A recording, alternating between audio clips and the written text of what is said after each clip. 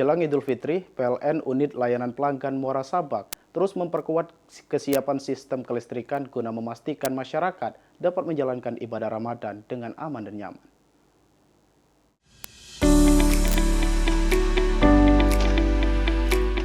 Salah satu langkah yang dilakukan adalah melalui kegiatan apel siaga serta pengecekan peralatan kerja yang digelar di wilayah Talang Baban, Kecamatan Muara Sabak Barat, Kabupaten Tanjung Jabung Timur, Jambi.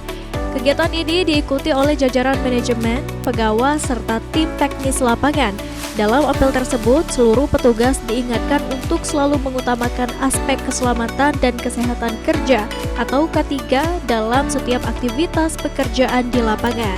Setelah apel, kegiatan dilanjutkan dengan pengecekan berbagai peralatan kerja yang akan digunakan petugas, mulai dari perlengkapan pemeliharaan jaringan hingga kelengkapan alat pelindung diri seperti sarung tangan isolasi, sepatu pelindung, dan perlengkapan keselamatan lainnya.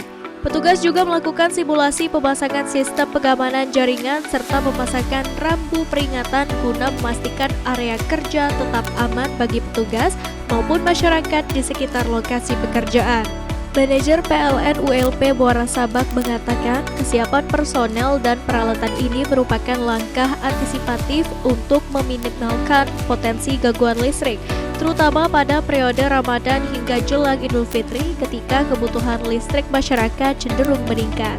Melalui penguatan budaya keselamatan kerja dan kesiapsiagaan personel di lapangan, PLN berharap pasokan listrik tetap andal sehingga masyarakat dapat menjalankan ibadah dengan lebih khusyuk dan nyaman.